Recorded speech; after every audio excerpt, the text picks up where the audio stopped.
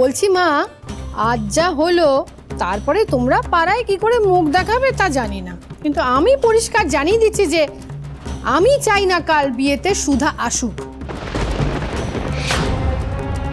কারণ কোয়েলের শ্বশুর বাড়ির লোক ওর ব্যাপারে কিছু জানে না। তাছাড়া বিয়েতে একটা মঙ্গল অমঙ্গলের ব্যাপার আছে। একটা ডিভোর্সি মেয়ে বিয়ের মতো একটা পবিত্র অনুষ্ঠানে থাকা উচিত নয়।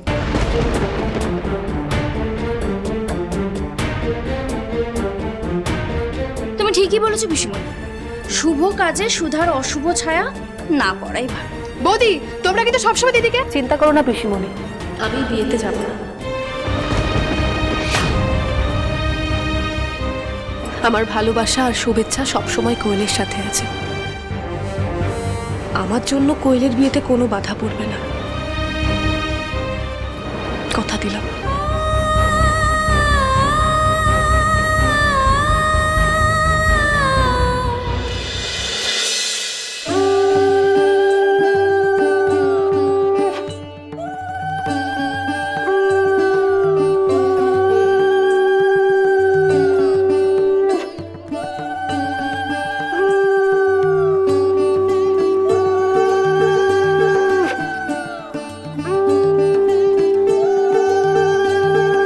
গজানন, তুমি দেখো আজ এই পুণ্যতিথিতে আমার তেজ দাদু ভাইয়ের সব বাধা যেন কেটে যায়। আমি যেন আমার তেজের জন্য যোগ্য নাত বউ ঘরে এনে তুলতে পারি।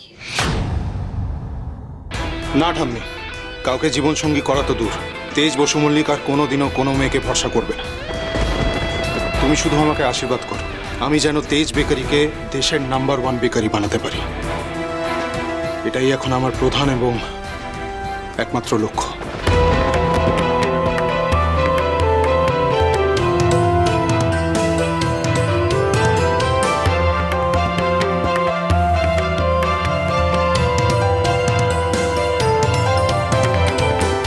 ওই ঠকবা জীবনটার জন্য আমার ছেলেটার ভালোবাসার উপর থেকে বিশ্বাসই উঠে গেছে রে। এই সুযোগ, তেজ যদি বিয়ে না করে তোর ছেলে পরের প্রজন্মের সব থেকে বড় ছেলে হবে আর সবকিছুর উত্তরাধিকারীও হবে। হ্যাঁ বাবা। হ্যাঁ বাবা, এই কথাটা তো হালকা করে অনেকবার বলেছি, এখনো কিছু করে উঠতে পারছো না কেন? ঠাম্মি, ও ঠাম্মি, তুমি যে বললে গজাননের আশীর্বাদে আজই পাত্রীর খোঁজ পেয়ে যাবে, অনুষ্ঠান তো শেষ, কই পাত্রীর খোঁজ তো এলো না। ধৈর্য ধরো, আমার কথা ঠিক কি না আজ গজাননের সামনেই প্রমাণ হয়ে যাবে। আর গুরুদেবও বলেছিলেন আজ একটা দৈব যোগও আছে। সমুদ্র, হ্যাঁ ঠাম্মি। তো কোন মেয়ের কথা বলবে বলছিলে তুমি আমাকে? আসলে ঠাম্মি, আজ একটা দারুণ ব্যাপার হয়েছে।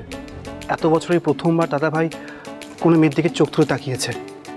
আর শুধু তাই নয়,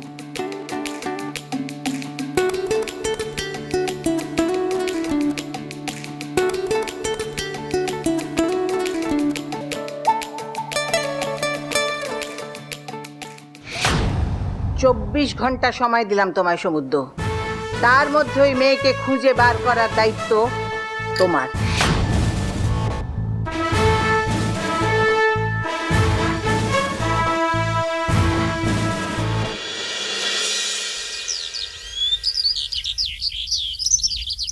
এতদিনে বাবার ডেকোরেটরের ব্যবসার জিনিস কাজে লাগে। বাবার কত স্বপ্ন ছিল বলো তো, বড় বড় বিয়ে বাড়িতে কাজ করবে, কত টাকা পয়সা দিয়ে কত জিনিস কিনলো, কিন্তু ব্যবসা শুরুর আগে বাবা আমাদের ছেড়ে চলে গেল। সবাই বলেছিল বাসন টাসন সব বিক্রি করে দিতে, আমি বিক্রি করিনি। ছোট খোকার স্বপ্ন বিক্রি করে কি করে? আমি থাকলে না বাবার ব্যবসাটা আবার শুরু করতাম, কিন্তু পিপি না গেলে আমিও যাব না, কোথাও যাব না। আমার কথা শোন, দেখ বাইরে করলে কিন্তু মার খাবি। চল বলছি, একদম বাইরে যাবি। সুধারে বলছি, তুই কেন চলছিস? আরে তুমি এখানে কি করছো? তুমি ব্যাগগুলো নামাও। আর শোনো, আমি তোমাকে বলেছিলাম যে একটা ট্যাক্সি ডাকো, কিন্তু না, এই শাড়ি গয়না পরে এখন আমাদেরকে অটো করে যেতে হবে। চল এবার অটো করে। ও মা, মা বলছে যে এই চাবিটা। মা শোনো না, তোমরা খুব মজা করবে বুঝলে, আর কোয়েলের কোণে সাজের একটা ছবি আমাকে অবশ্যই পাঠাবে। হ্যাঁ মা। ছোটরা সবাই বেরিয়ে পড়েছে, তোমরাও এসো, দিদিভাইয়ের সঙ্গে আমি থাকবো। না না ঠাম্মি, তোমাকেও যেতে হবে, তুমি যাবে। তুমি গিয়ে কোয়েলকে আশীর্বাদ না করলে কোয়েলের মনটা তো খারাপ হবে। তাছাড়া আমাকে তো পাড়ার বাচ্চাদেরকে পড়াতে যেতে হবে, ওদের সামনে পরীক্ষা না। আসি। খবরদার না, এই বাড়ির বাইরে তুই পা রাখবি না।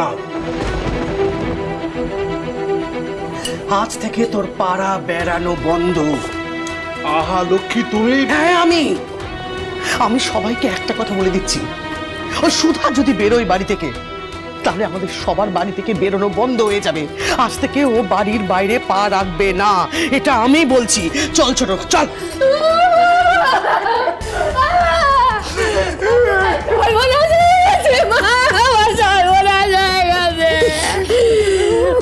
বিয়ের জন্য টাকা রেখেছিলাম, সব ডাকাতি হয়ে গেছে।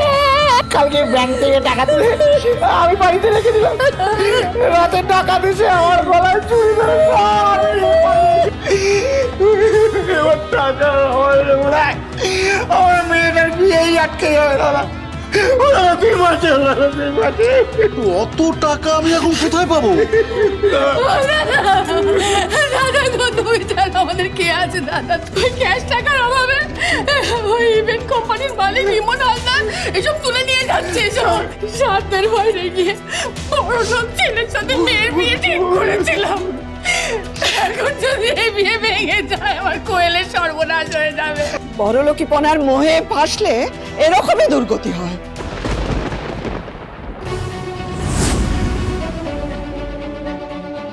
এই বাড়িতে কিন্তু আরো দুটো আইবুড়ো মেয়ে আছে, সত্যিটা সবাই জানলে মেয়েদেরকে বিয়ে দিতে পারবে তো? মা, আমি বলছিলাম কি যে এই গলার হার, এই লকেট, এই গয়নাগুলো যদি বন্ধক দিই তাতে হবে না? আর দিদি ভাইয়ের হাতে দুটো বালা আছে, হবে না মা? ছোট ছোট, তুই তো জানিস যে সুধার ডিভোর্স কেস মেটাতে এই বাড়িটা বন্ধক রাখা হয়েছে। মাসে মাসে কতগুলো টাকা দিতে হচ্ছে, হিমশিম খেয়ে যাচ্ছি আমরা। আর আমাদের শেষ সম্বলটুকু এটাও আমরা খোয়াবো।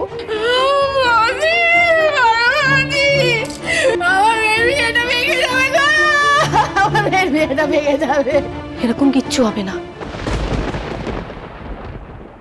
আমার মতো আমার বোনের দিকে কেউ আঙুল তুলবে না। ওর বিয়ে আজ ভালোভাবেই হবে, আমি কথা দিচ্ছি। আর তার সব দায়িত্ব আমার।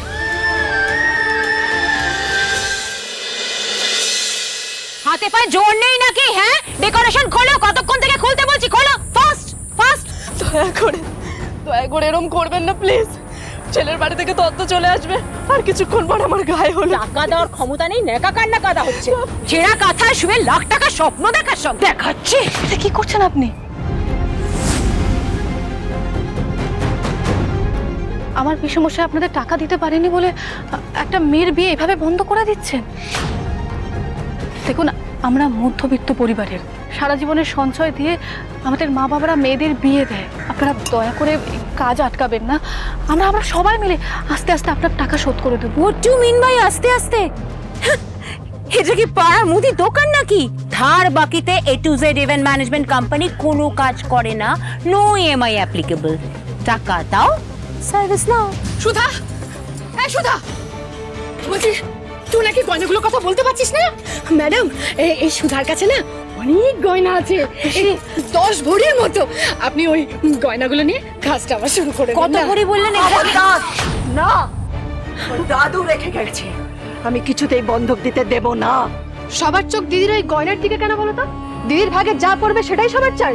এই যে আপনি, আমরা কি কোনো টাকা দিনি নাকি? হ্যাঁ, বেশি টান্ডাই ম্যান্ডাই না করে না ভালোই ভালোই কাজটা করুন, নয়তো। ঝিনু, কি করছিস? নয়তো কি?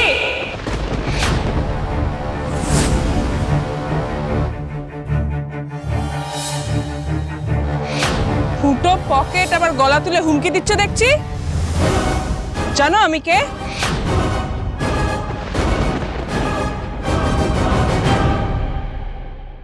ওইখানে একটা তার আছে, ওটা দে। কখন থেকে ডাকছি, সারা দিচ্ছিস না? দে তো। তেজ বসু মল্লিককে তুই তো কারি করছে। এদিকটা একটু ধরতে পারছিস না? তখন তাকে অর্ডার করে চলেছেন, আমাকে চেনেন আপনি? প্রজাপতি